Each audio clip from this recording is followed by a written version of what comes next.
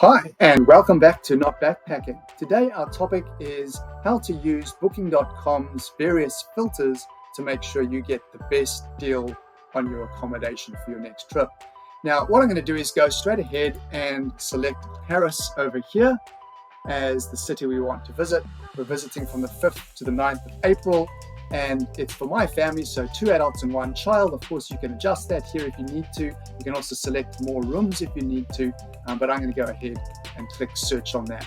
Now, just while that's loading, Booking.com is a great platform. It's by no means perfect, and in other videos, we will talk about some of the weaknesses of Booking.com, why it doesn't always give you the best deal, what are some of the catches in using it. But today our focus is on which filters to use to get the best value outcomes, okay? And so if you are a regular user of Booking.com, it will save your previous filters down here on the left-hand side.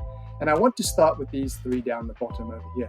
Swimming pool, breakfast included, and airport shuttle. Now, when you're looking at staying somewhere as expensive as Paris, have a look at some of the prices here, $6,700 for 4 nights accommodation. You're probably not going to also be looking for the nice to haves like a swimming pool or breakfast included or a pickup from the airport.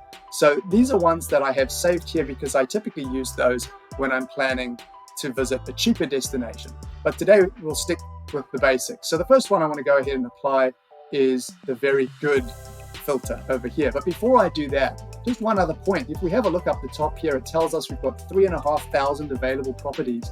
But really interestingly, it says 75% of places are already unavailable to stay.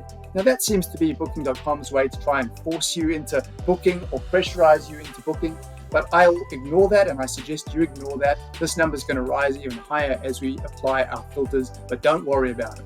Okay, so let's click on very good, which means we're going to limit our search to properties with a review score of at least 8. Now, we have booked dozens of properties on Booking.com over the years, and what we have learned the hard way is that for us, anything under 8.1 is accommodation we won't book. So if you have a look at this example over here, the score is 8.0. We would not be booking this accommodation.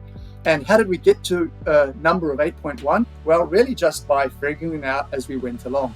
So we've stayed in places that are 7.6 or 7.8 or even 8.0, and they've all just had a few niggly issues that we have found to disqualify them. But when we have stayed in accommodation of 8.1 and above, we've generally been very satisfied. Okay, so our next filter that we're going to apply is a private bathroom. Now, you know that our website is called Not Backpacking, and my wife's famous words were, "We don't do shared bathrooms." And so we're going to make sure that we have somewhere to stay that has its own bathroom. The third filter that I typically apply is this one, only show available properties. Now, why do I do that? Well, Booking.com handily gives you the option of displaying properties that are booked out for the days that you have typed into the search engine. But if you have flexibility around your dates, it will show you that these might be other properties you want to consider. But that's not how I go about booking our travel. What I typically do is have a quick look around at accommodation for places we're thinking of traveling. I'll have a look at flights, get some idea of overall cost of our trip, and then I'll go ahead and book flights first.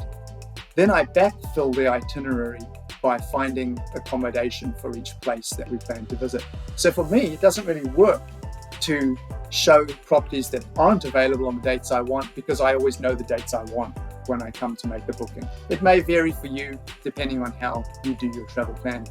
And then the final one I want to talk about here is free cancellation.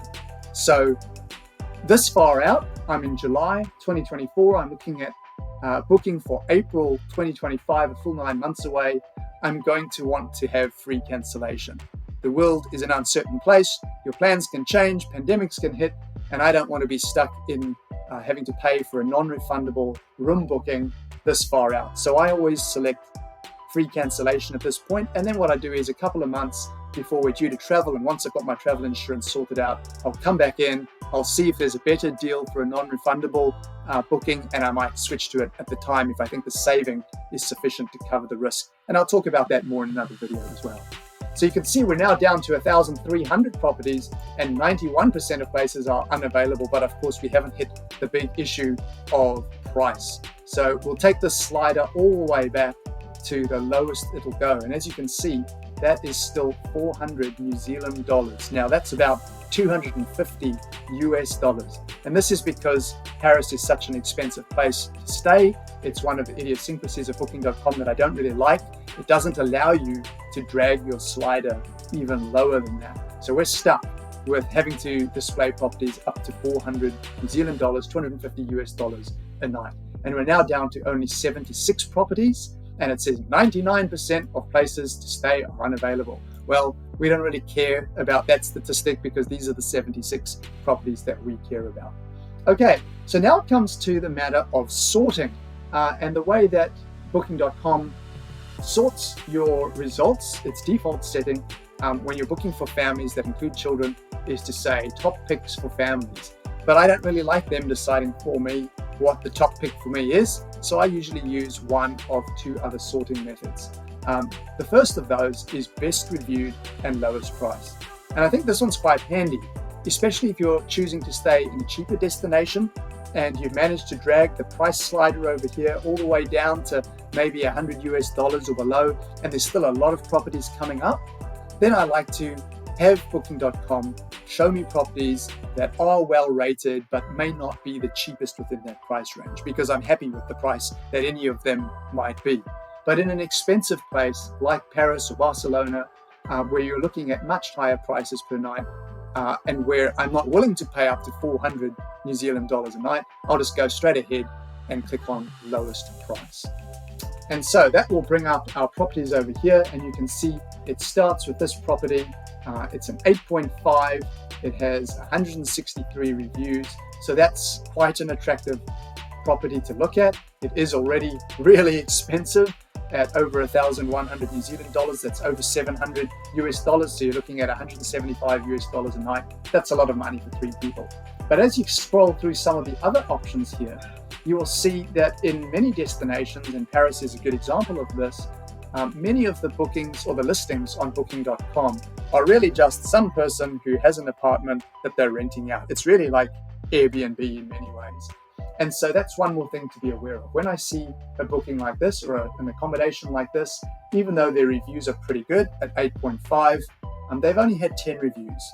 And for me, that makes me a little bit nervous in terms of safety, or whether or not that's enough people who have evaluated this property for me to be happy that it will meet our needs. So my general rule is I only look at accommodation that's probably had at least 30 to 40 reviews done on Booking.com.